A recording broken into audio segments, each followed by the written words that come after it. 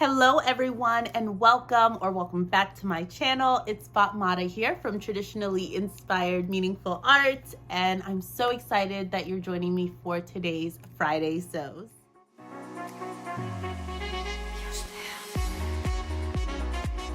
I want to begin just by saying thank you all so much. The comments, the enthusiasm, the encouragement that I received on my trouser fitting journey was beyond words. Legitimately, it was so warm and well received, and I am just so grateful for everyone who took the time to comment and let me know a little bit about anything that they might have taken away from my journey, and just being patient through that month-long process of me trying to work out my S9114 trousers, and I'm really excited about them. And I will link it up in the cards above, as well as put it in the description box below if you've missed it and are interested in watching. So outside of that, I do want to say that I didn't actually get much sewing done this week. And as I sort of realized that yesterday night, I was like, oh my gosh, I want to, be able to chat with you guys about Friday Sews, and I haven't made anything. And I had this really big impulsive burst of energy. And while I did want to sew, I had nothing really prepared to sew. And then I ended up cutting out 4 different little pants for my little one. So this is for my daughter. And I had traced out a really nice pattern for her. It is Simplicity S4924. It's a pattern that I had thrifted many moons ago, and I am now using this to make like all of her little trousers. They're the nicest. So this is just a mix of some of the Joann's and G Street fabrics that I had intended to make her some trousers out of. And it is getting really, really cold. So when I don't know what to sew, it seems as though this is my go-to because it's quick, is easy. Now that I know the fit is right, I just slide it right on through the serger and get it done. These are almost done. They just need to be hemmed and have the elastic waistbands put in, but it was so quick and easy yesterday and just allowed me to be in the sewing space a little bit and actually working on something, which felt really nice. As I was recording all of the twirls for the trouser video, I went ahead and just tried on all of my things so I could take photos and videos for you guys for the December and January makes video. And while I was doing that, I finally got footage of me in the flamenco skirt, which I am just like, I don't know if words can really explain how excited I am about this skirt, but just know it's real. It's real. The love is real. So I wanted to dedicate this Friday Sews to the flamenco skirt. I have recorded a few snippets of the actual making of it. So at the end of today's video, I'll go ahead and share that with you. So if anyone's interested in kind of how I was able to hack the S, let me tell you what pattern I used. Okay. So when I made this lovely flamenco skirt, I ended up using Simplicity S8746, and it worked out so well. You all, I can't tell you how amazing this was. I did have to, of course, edit the pattern, so there was a little bit of that. And in the video that I'm going to be sharing with you, it's going to include some footage of how I went about doing that. But I do want to just share a bit of that information with you because I realized as I was putting that bit together that I didn't really go into a lot of detail on some of the parts of it. So first things first, when I was using that pattern, I used the back pattern piece and I used it as is. I simply used it to the first cutting line for view E on the pattern. So that was really nice and it worked out well. I had cut a size 16 in this pattern. So that's for all of the various pieces. So as you can see here, view E goes to about knee length. And that was going to work out really well for me because as I discovered with my fabric right here, it was, I think 45 maybe inches wide. So Ankara fabric is shorter in width than some of the other fabrics that I had intended to use, which was a poly crepe, which was 60 inches wide. So upon discovering that, I knew that I had to kind of do some things, and having the length go all the way down to the knee was actually going to be perfect, because then the flounce length that I could get, the longest sort of flounce length I could get, would then be able to kind of graze the floor a little bit. So it was perfect. What's really important to note is what I did to alter the front panels. So let me show you here. So this is pattern piece 9. This is the left front panel. And the left front panel for me is what I use to be the inner sort of wraparound. And what I did was, from the cutting line for view E, hopefully you all are seeing this, for the cutting line for view E, and hopefully you can see my green Sharpie marker here, I went ahead and just curved that line up. So in looking at my inspiration photo for this skirt, I recognized that the flounce on the inner flap didn't go up as high as the flounce on the outer wrap. So keeping that in mind, and knowing that the higher I stopped or put the flounce at the front, the higher that would lift in the front. For the pattern piece that was for the right front wrap, I made sure that it was a little bit higher. For some reason, I can't find that pattern piece, but in the videos that I recorded, you can see me sort of measuring that out. There's a lot of math involved, and I don't really know if this is the video to get into all of that, but I wanted to make sure that the radius that I was using would be equivalent to the length of the bottom of the skirt. I don't know if any of that is going to make sense without you seeing the math, but me and algebra have been friends for a long time. And I'm not shy. I use it when I need to. And circumference, me and pi, me and radius, like we get along, because we know that this process is important. So we're here, okay? So I went ahead and worked that out. I had to then take the length of the bottom of the skirt, divide it in half, because I ended up wanting the flounce to be flouncier, and therefore wanted the radius to be narrower so that I would have more flounces to connect. The more that I'm explaining this, the less I feel like it's making sense. All that to say, I ended up making 2 really big circle pieces for the bottom teal fabric flounce.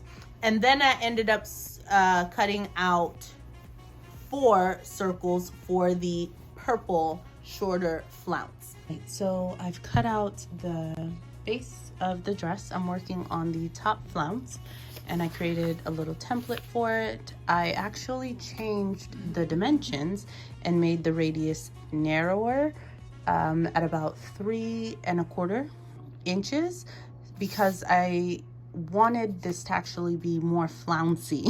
And in order to do that, making the radius narrower would actually mean that I would need to cut 4 of the pieces to go around the same circumference of the bottom of the skirt, which I'm okay with. That also led me to incorporate the second material, which is why I brought it out at the onset, because I thought that that might come into play. The way that I'm cutting this out is different than how I cut out the teal larger pieces. Because I have to cut 4, I went ahead and sort of folded them. You can see there are a lot of layers of fabric in this. So I have them all nicely folded. I used my iron to make sure I got a really good press. I laid out the template. I cut through this top layer and then laid it back down to use it as a guide to cut the bottom layer. So I'm about to do the same thing to the top curve here, and then hopefully I will have 4 beautiful flounce patterns that I will cut down one edge of each of the 4 circles and French seam them together.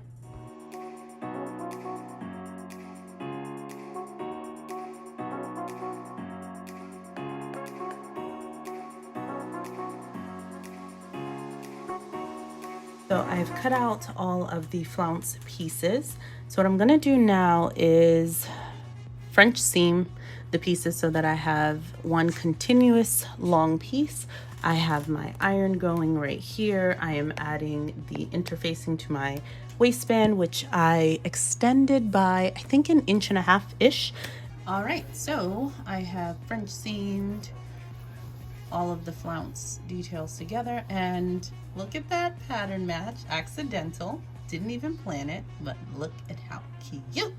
So now what I'm going to do is do a line of stitching at the top of the flounce, which is stay stitch. Yes, I'm gonna stay stitch the top of the flounce on both the top flounce and the bottom layer, because this is a circular cut and those can stretch out as I'm working with them to put them on the bottom of the base skirt pattern. Okay, I am trying to think about how I want to finish off the edges. Part of me wants to use my overlocker and do a nice like narrow rolled hem, which I haven't done in quite a while. Another part of me really thinks that I should use my narrow rolled hem foot on my sewing machine and like get a really nice crisp clean hem. However, the thought of trying to use that narrow rolled hem foot for the length of all of this flounce is a little bit daunting. Jeez. So, but I think it would be the better finish for sure. So are we going better? Are we going faster? What are we doing this year? Oh my gosh.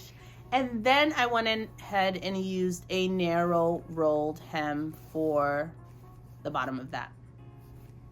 I you know how you have to check your work before you show other people? I was like, that does look good, right? Let me show you a good part.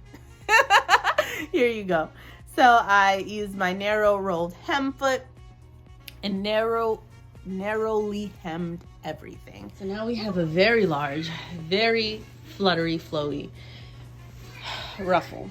So this has been narrow rolled hem, both the top and the bottom flounce. It did get a little bit wavy in some bits, particularly on the top, the bottom flounce, which is the one I did first. So I took extra precaution when doing the top one, and those for the most part turned out quite nice.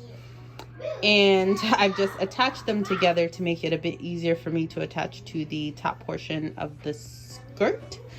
I don't know what that's about. Why is it puckering? Anyways, super beautiful. So anyways, this was a large part of what my day has been. I had previously gone ahead and French seamed the actual top portion of the skirt. So it has, I'm not going to be able to show you this and hold it. Whew, let me put you down. You have to be willing to excuse everything in this room. But anyways, this is how the skirt turned out. So it has one section that like, this is going to be the flap that goes in the front. This is the flap that goes under. What I did was I made the flap that goes under a little bit lower, dipped it lower, so that that ruffle at the bottom would give me the length that I need, while the ruffle at, sorry, this is the bottom. Okay, this is the bottom one. And there we go. So this is the top ruffle. So it's just more of a dramatic sort of curve so that you get more of that ruffle action in the front while you get the coverage, while I get the coverage that I want in the bottom layer. So anyways, I'm gonna go ahead and attach the ruffle now, and then I'll just have to do the waistband, which I cut out of the purple just to kind of tie that in once more. It was a lot of work, but I was able to actually make this up in a day. As far as closures go, a couple of things that I did in here. I can't find the top of this. So a couple of things I did as far as closure. On the very inside of the skirt, I put 3 buttons in here. And on the side that closes, I then have these 3 loops. And this is beading loop, like beading cording, I think is what it's called. And I like that because it's wide enough. I use this instead of like shearing elastic when I need like a really easy and quick loop for buttons. So I also use this on like shirts and dresses and stuff if I just need it. So it connects on the inside, and then on the outside I have these 2 ties right here. So then you could tie them and make cute little bows if you want. And I wore this to work today. it was such a hit. And I wore it with this thrifted sweater that I have. That's what I'm wearing now, and that's what I was wearing in the twirl videos. Absolutely love it. But this skirt, I have never received so many compliments at work. People loved it so much. And of course, I think it's just so different and so feminine and flirty and fun. And it was Friday, so I needed something as we got into the weekend. And I'm just so proud of this. I did widen the waistband. Initially, I did that because I thought that the skirt was going to be too short.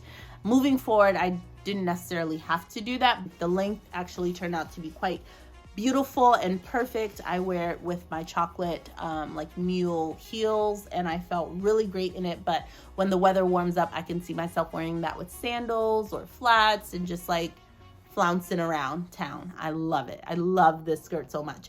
And it's incredible because it made up in a day. What was the hardest thing for me to figure out was actually getting the circumference of the flounce correct. That took a while because there was a bit of math, just trying to figure out as I'm editing the pattern, how is that altering the ultimate width that I needed to fill with flounce, right? And making sure that that was correct. But after you got that done, it was just seaming all of the pieces, making sure that the French seams were beautiful. Of course, doing the narrow rolled hem at the bottom with the sewing machine took a really long time. Alternatively, instead of using the narrow rolled hem foot on the sewing machine, you can do like a narrow hem sort of situation on the serger, which I've done previously before, but I did not want to change the setting on my serger. And also, I didn't want that sort of like line of thread at the bottom. I thought it would be cleaner if I went ahead and did the narrow rolled hem, which did take a lot more time, I'm sure. And luckily with this Ankara fabric, it just pressed, behaved, and handled everything like a dream. Sincerely, I don't know that I would have had as much success or as much ease in completing this project had I used the poly crepe that I was originally intending to use, and that one is now accounted for, and I know what I want to make with it. So I have no regrets at all, and I'm so proud of how this turned out. On the inside, as you can see, everything is beautifully French seamed.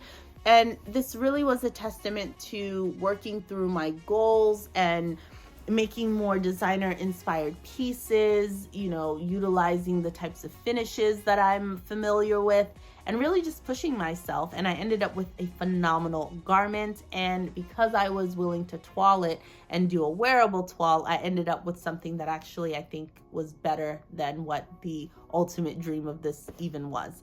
So I'm really, really happy. I hope that you enjoy the footage that either I have shown you or will be showing you. I hope that you enjoyed watching the making of this amazing flamenco skirt and enjoy the twirls next.